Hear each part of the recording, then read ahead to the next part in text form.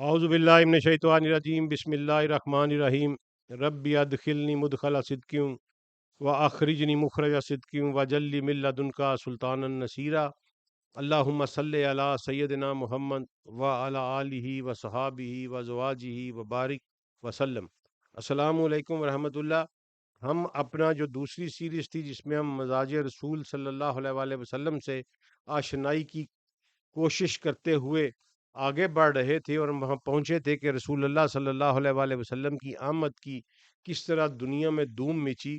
تو آگے جا کے چونکہ سیدی مصطفیٰ محمد مصطفیٰ صلی اللہ علیہ وآلہ وسلم کی مبارک پاک زندگی کا جو ذکر مبارک ہے اور ان کی سیرت مبارک کے بہت سارے پہلو جو ہے وہ ہم آپ کے سامنے عیاں کرنے جا رہے ہیں، اور رسول اللہ صلی اللہ علیہ وسلم کی پیاری زندگی کو بیان کرنے لگے ہیں، ہم آپ پڑھنے لگے ہیں۔ تو اس سے پہلے دو چیزوں کو سمجھنا بہت ضروری ہے۔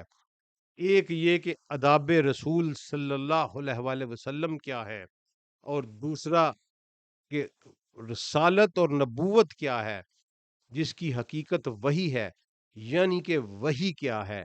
یہ دو چیزیں آگے بڑھنے سے، زندگی مبارکہ کو پڑھنے سے پہلے ان دو چیزوں کا علم بہت ضروری ہے، کیونکہ یہ جو آداب رسول کا معاملہ ہے انتہائی ڈیلیکیٹ اور انتہائی نفیس معاملہ ہے۔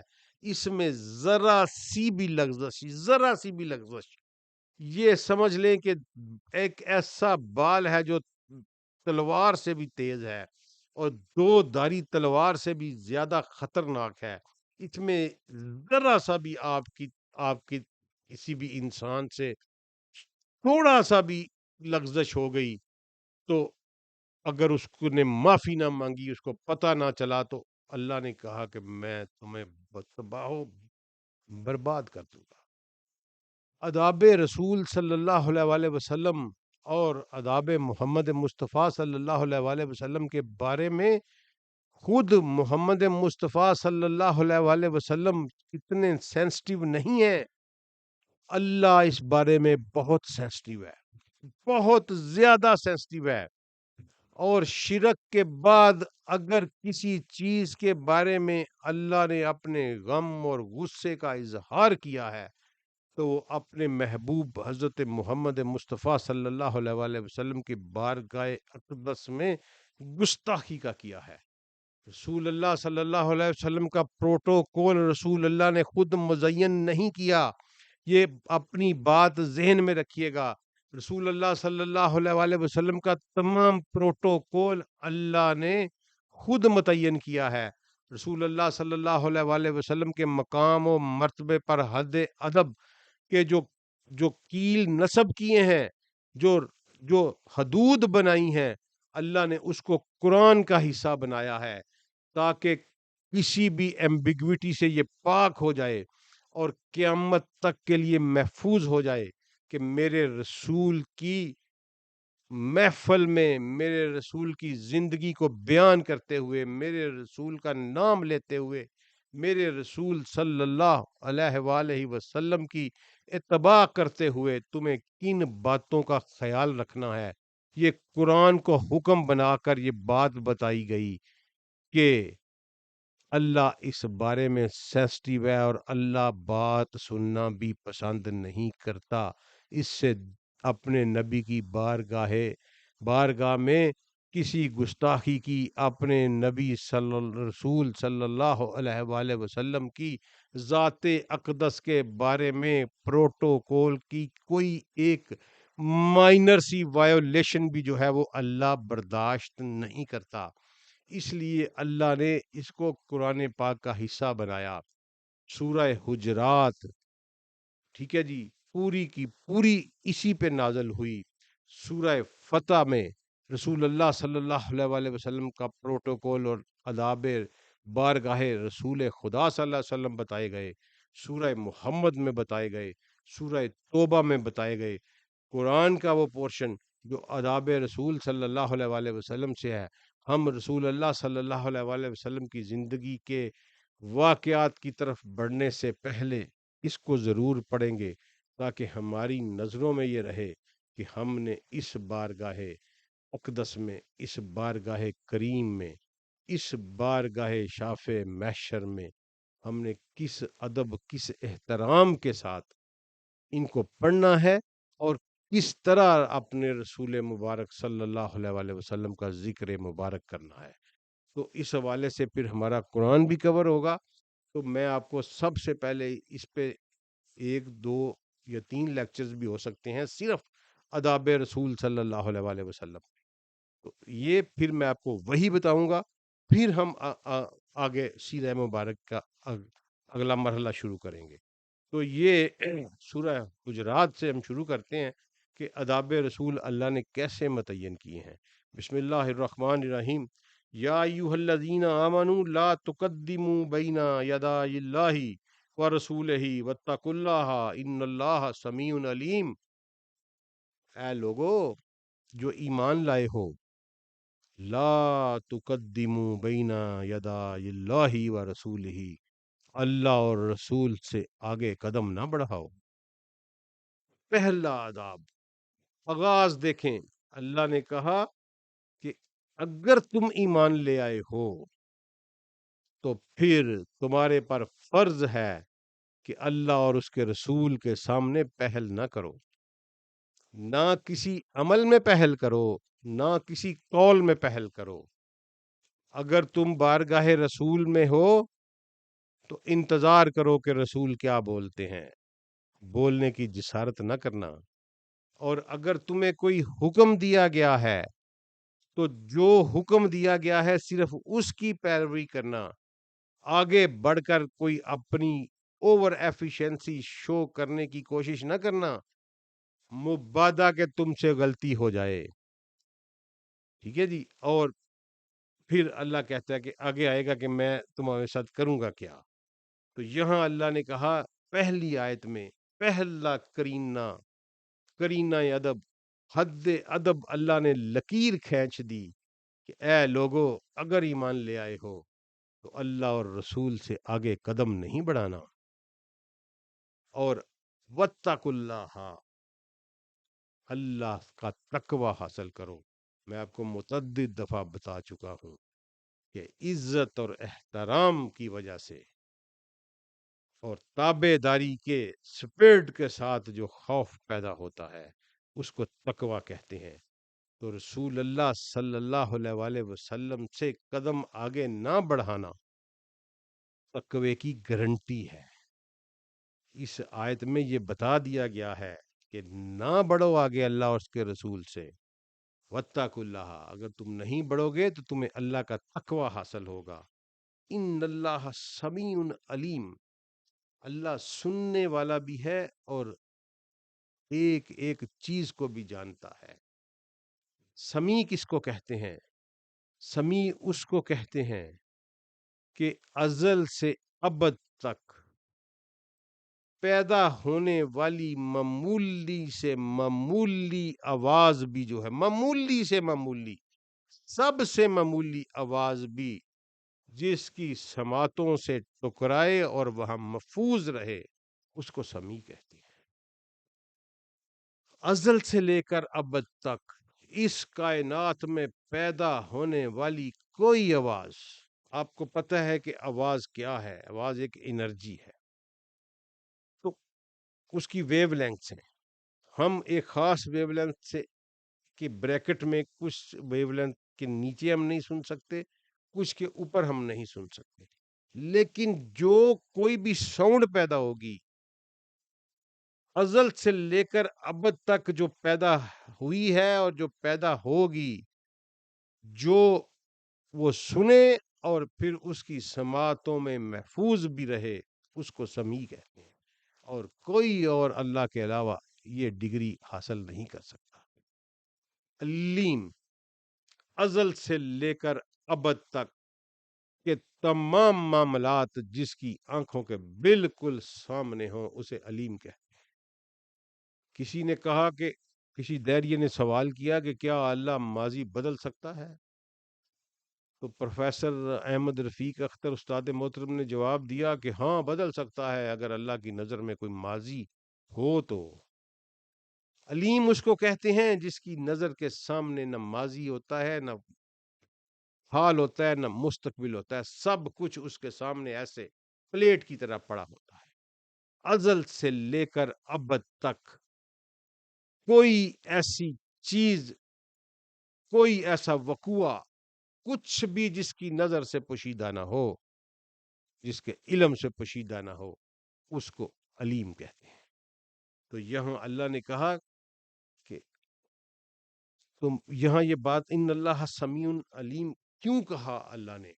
ایک میں آپ کو چابی بتاتا ہوں، جہاں کہیں بھی اللہ نے اپنے نام بیان کیے ہیں نا، اپنی صفات بیان کی ہیں، اس آیت کے اوپر اللہ نے وہ قانون بتایا ہے ایکچوئل۔ جہاں کہیں بھی آپ غفور الرحیم پڑھیں، سمیع العلیم پڑھیں، رحیم الود، جو کچھ بھی رب رؤوف الرحیم پڑھیں، اس سے اوپر والی جو آیت ہوگی، وہ الفاظ ہوں گے، وہ قانون ہوگا، اور وہ قانون ان اسما سے ریلیٹڈ ہوگا۔ یہ میں ہر دفعہ آپ کو سمجھاؤں گا، وہ قانون اس اسما سے ریلیٹڈ ہوگا۔ یہ علم الاسماء کا ایک بہت بڑی کنجی ہے۔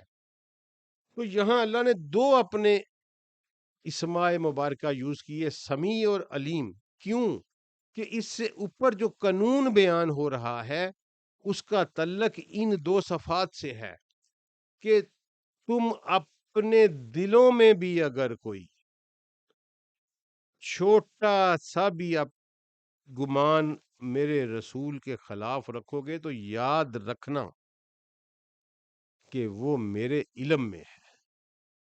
یہ بھول مت جانا کہ میں علیم ہوں، میں تمہارے دلوں میں آنے، تمہارے وہم و گمان میں آنے سے پہلے بات کو جانتا ہوں۔ اس کو علیم کہتے ہیں۔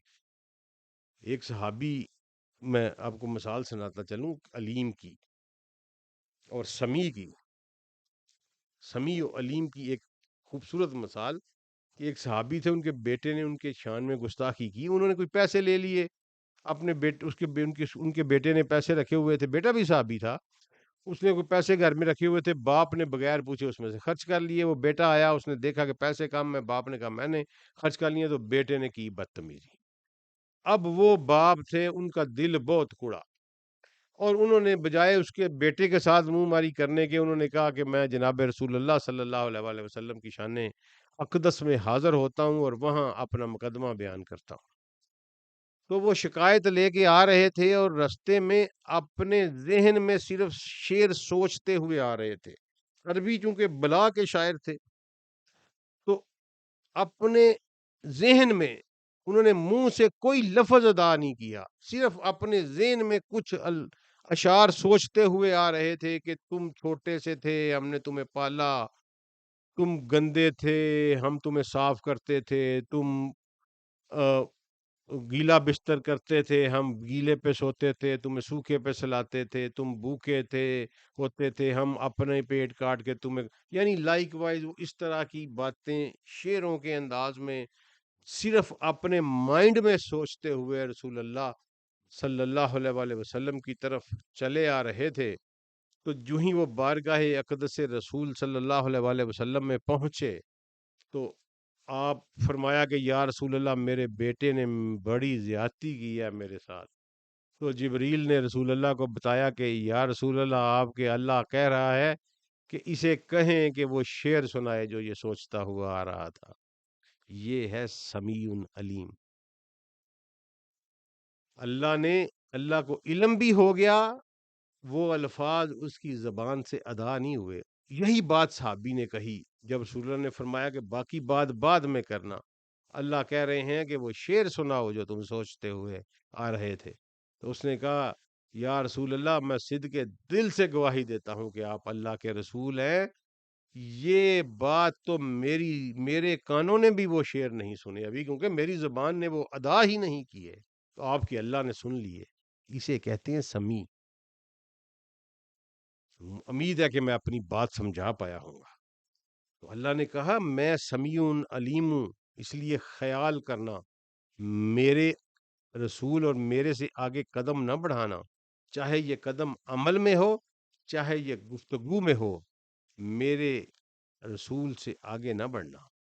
یہ سورہ حجرات کی پہلی آیت ہے۔ اس سے اگلی آیت پہ آئیں، یا ایھا الذین آمنوا لا ترفعوا اصواتکم فوق صوت النبی ولا تجہروا لہ بالقول کجہر بعضکم لبعض ان تحبط اعمالکم وانتم لا تشعرون۔ یہی آیات آج روزہ رسول صلی اللہ علیہ وآلہ وسلم کے اوپر بھی لکھی ہوئی ہے۔ اے لوگوں جو ایمان لائے ہو، یہاں بھی پھر اگر تم ایمان لا چکے ہو، لا ترفعوا اصواتکم فوق صوات النبی، اپنی آوازوں کو نبی صلی اللہ علیہ وآلہ وسلم کی آواز سے بلند نہ کرنا، وَلَا تَجْهَرُوا لَهُ بِالْقَوْلِ كَجَهْرِ بَعْضِكُمْ لِبَعْضٍ، اور جس طرح آپس میں ایک دوسرے سے مخاطب ہوتے ہو اس طرح میرے رسول سے مخاطب نہ ہونا۔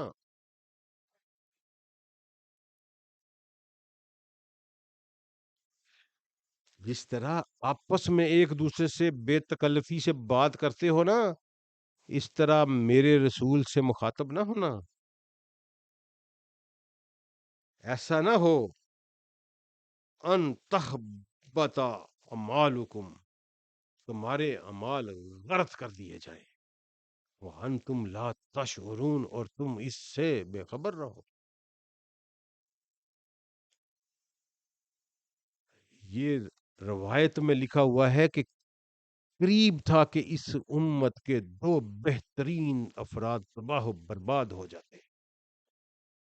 ہوا یوں کہ ایک وفد آیا بنو تمیم کا رسول اللہ صلی اللہ علیہ وآلہ وسلم کی خدمت اقدس میں، تو جب وہ واپس جانے لگا تو ان کا امیر جو ہے وہ منتخب کرنا تھا، تو ان میں ایک صحابی تھے اقرا بن حابس، اقرا بن حابس، الف کاف نقطوں والا رے اور عین، اقرا بن حابس۔ تو سیدنا ابو بکر صدیق نے مشورہ دیا رسول اللہ کو کہ اقرا بن حابس کو اس کا امیر بنایا جائے، اور جناب عمر ابن الخطاب نے کسی اور شخص کا نام لیا۔ اس پہ جناب ابو بکر صدیق نے عمر ابن الخطاب کو کہا کہ آپ تو ہر وقت میری مخالفت کرتے ہیں۔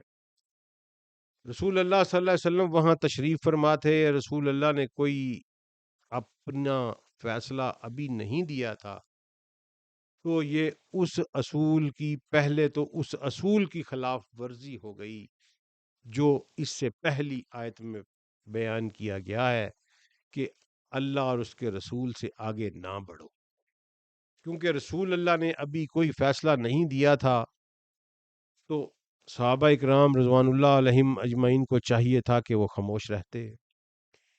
دوسری بات یہ ہوئی کہ جب وہ آپس میں گفتگو ان کی ہوئی تو ان کی آوازیں بلند ہو گئیں، جس طرح عموماً ہو جاتا ہے، تو اس پہ غیرت خداوندی جلال میں آئی اور یہ آیات نازل ہوئی، اور امت کے ان دو بہترین افراد کو یہ وارننگ دی گئی کہ یہ نہ ہو کہ میں تمہارے اعمال تباہ و برباد کر دوں اور تمہیں پتہ بھی نہ چلے۔ یہ وہ دو افراد تھے جو اس امت میں مان کر سکتے ہیں اپنے اعمال کا، ورنہ کون مان کر سکتا ہے؟ جن کے پاس رسول اللہ صلی اللہ علیہ وآلہ وسلم کے ملٹیپل سرٹیفکیٹس ہیں، اور یہ نہیں کہ یہ کوئی اول دور کا واقعہ ہے، یہ 9 ہجری کا واقعہ ہے، آخری رسول اللہ صلی اللہ علیہ وسلم کے زندگی مبارکہ کے چند آخری مہینوں کا واقعہ ہے، اور اس وقت ابو بکر صدیق بن چکے تھے، عمر فاروق بن چکے تھے، ابو بکر کا اشارے کنایوں میں ذکر قرآن پاک میں آ چکا تھا، اور عمر ابن الخطاب کی رائے کے اوپر کئی آیات نازل ہو چکی تھی، لیکن اس کے باوجود اللہ نے انہیں کہا کہ میں تمہارے اعمال غارت کر دوں گا۔ کس بات پہ؟ اگر تم آئندہ میرے رسول کے سامنے اونچی آواز میں بولے یا ان سے قدم آگے بڑھایا۔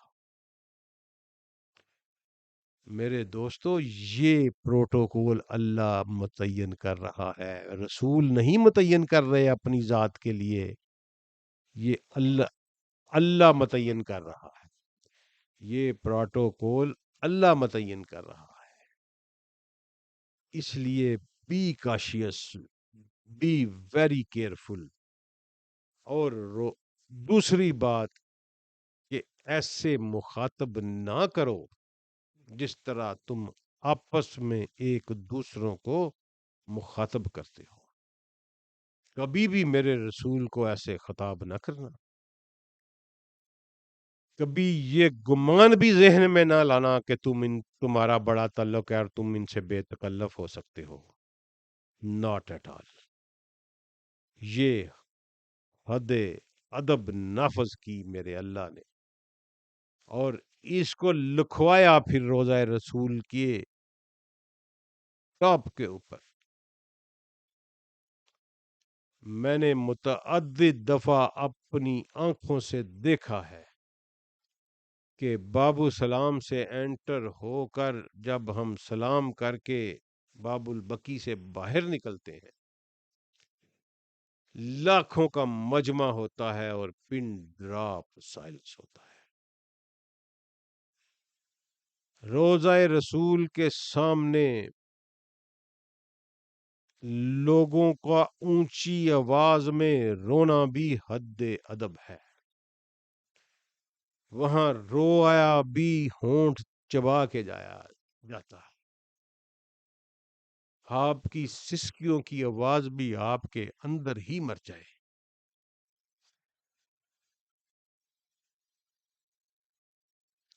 اس لیے کہ اگر آپ کی آواز رسول کی آواز سے بلند ہو گئی صلی اللہ علیہ وآلہ وسلم، تو آپ کے تمام اعمال غارت کر دیے جائیں گے۔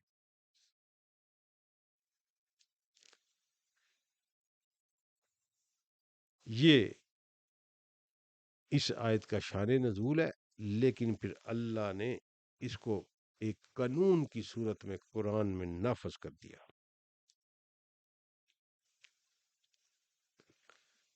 اچھا،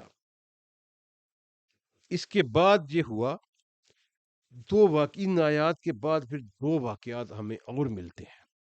ایک یہ واقعہ کہ اس وارننگ کے بعد سیدنا عمر نے فاروق رسول اللہ صلی اللہ علیہ وسلم کے بارگاہ اقدس میں جب بیٹھے ہوتے تھے تو اتنی دھیمی آواز میں بولتے تھے کہ راوی کہتا ہے کہ رسول اللہ کو دوبارہ کہنا پڑتا تھا کہ عمر تھوڑی اونچی آواز میں بولو۔ اتنی دھیمی آواز میں بولتے تھے کہ بمشکل رسول اللہ صلی اللہ علیہ وسلم کوشش کرتے تھے کہ بمشکل صرف رسول اللہ کی سماعت سے ٹکرائے، تو رسول اللہ صلی اللہ علیہ وسلم متعدد دفعہ انہیں کہتے تھے کہ تھوڑا اونچی بولو۔ اور دوسرا واقعہ یہ ملتا ہے کہ ایک صحابی تھے ان کا نام مبارک تھا ثابت بن قیس، جی ہاں، انصاری صحابی تھے اور بہت بڑے سردار تھے انصار کے۔ ان کی آواز جو ہے نا، وہ ان کا والیم نیچرلی اونچا تھا، جس طرح میرا بھی نیچرلی والیم اونچا ہے۔ تو میں بھی جب بات محفل میں کر رہا ہوتا ہوں تو تھوڑی سی لاؤڈلی بات کرتا ہوں، تو ان کا بھی نا نیچرلی والیم جو تھا نا وہ اونچا تھا۔ تو یہ آیات جب نازل ہوئیں تو انہوں نے اپنے آپ کو گھر میں بند کر لیا۔ اب ان کی بیوی نے کہا کہ آپ، گھر والوں نے کہا کہ مسجد نہیں جا رہے، رسول اللہ صلی اللہ علیہ وسلم کی خدمت میں حاضر نہیں ہو رہے۔ انہوں نے بتایا کہ یہ آیات نازل ہوئی ہیں اور میری آواز تو ویسے ہی قدرتی بلند ہے، تو کہیں میرے اعمال غارت نہ کر دیے جائیں اور میں تباہ و برباد نہ ہو جاؤں۔ اب ادھر یہ دیوانہ، یہ مستانہ، یہ عاشق رسول صلی اللہ علیہ وآلہ وسلم اپنے گھر میں بند ہو گیا، ادھر ان کی 2 4 5 غیر حاضریاں بارگاہ اقدس میں ہوئیں، تو بارگاہ اقدس سے پوچھا گیا کہ ثابت کدھر ہے، کیا وہ بیمار ہے، اس کی صحت تو ٹھیک ہے، وہ نظر نہیں آ رہا۔ تو ان کے ایک کزن تھے، انہوں نے بتایا کہ یا رسول اللہ، اس نے اس طرح اپنے آپ کو نا اپنے گھر میں بند کر لیا ہوا ہے۔ وہ کہتا ہے کہ اس آیات کے نزول کے بعد میرے پاس گنجائش نہیں کہ میں رسول اللہ کی خدمت اقدس میں حاضر ہو سکوں، کیونکہ میری آواز نیچرلی بلند ہے، تو کہیں میں جہنم میں نہ چلا جاؤں۔ تو رسول اللہ نے کہا کہ جاؤ اور اسے میرے پاس بلا کے لے کے آؤ۔ وہ گئے، ثابت بن قیس کو بلا کے لے کے آئے، ثابت بن قیس حاضر ہوئے۔ رسول اللہ نے پوچھا کیا بات ہے؟ فرمایا یا رسول اللہ میری آواز قدرتی اونچی ہے، مجھے عادت ہے اونچی آواز میں گفتگو کرنے کی، مجھے ڈر ہے کہ کہیں میں جہنم میں نہ چلا جاؤں۔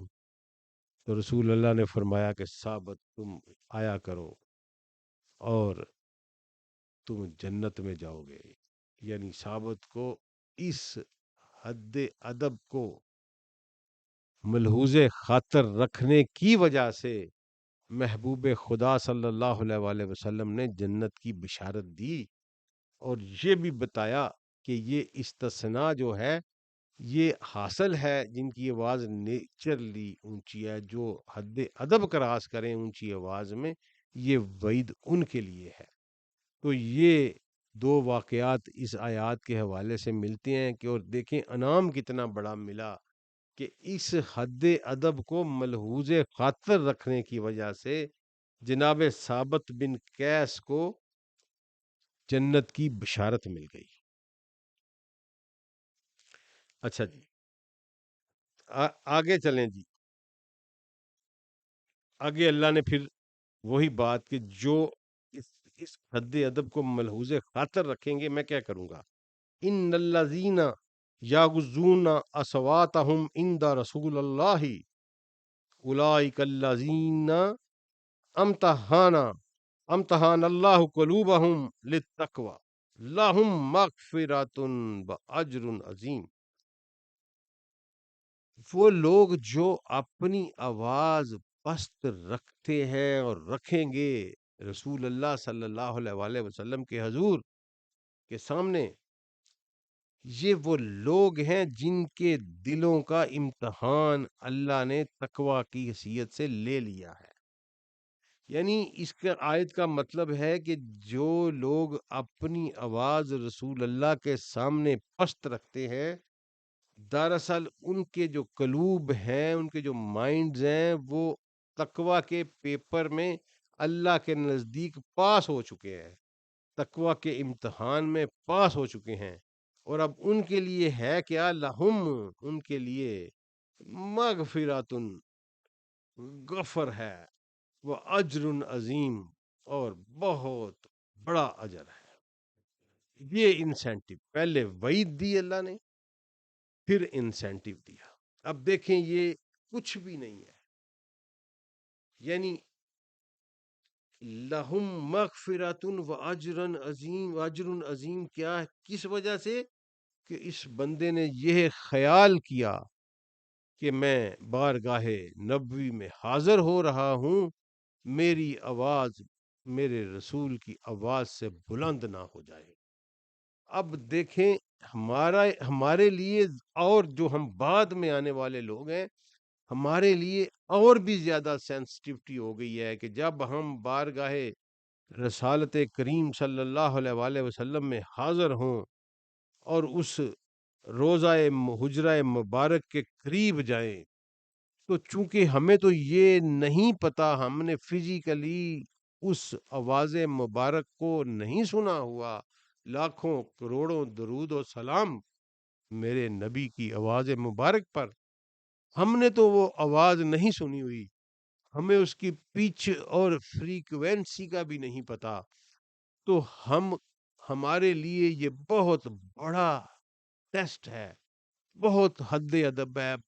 جب کبھی روضہ رسول پر جائیں تو کوشش کریں آپ کی سسکی کی آواز بھی بلند نہ ہو، کیونکہ ہمیں نہیں پتا کہ رسول اللہ کی آواز نارمل میں کتنی بلند ہم نے نہیں سنی ہوئی، تو ہمیں پست سے پست ترین آواز میں وہاں لب سلے ہوئے ہونے چاہیے۔ اگر کوئی محبت میں، حزن میں، عشق، فراق میں کوئی جذبہ بھی ہے تو صرف آنکھوں سے بہتے ہوئے آنسوؤں کی صورت میں گرنا چاہیے، لبوں سے کوشش کریں کہ سسکی کی آواز بھی نہ نکلے، تو اس کا اجر ہمیں یہ عطا کیا جائے گا، لہم مغفرۃ و اجر عظیم، بہت بڑا اجر عطا کیا جائے گا۔ تو یہ 3 آیات ابھی پڑھی ہیں، آداب رسول صلی اللہ علیہ وآلہ وسلم اور حد ادب پر بات ابھی جاری رہے گی، پیشنس کے ساتھ میرے ساتھ رہیے گا۔ السلام علیکم ورحمۃ اللہ وبرکاتہ۔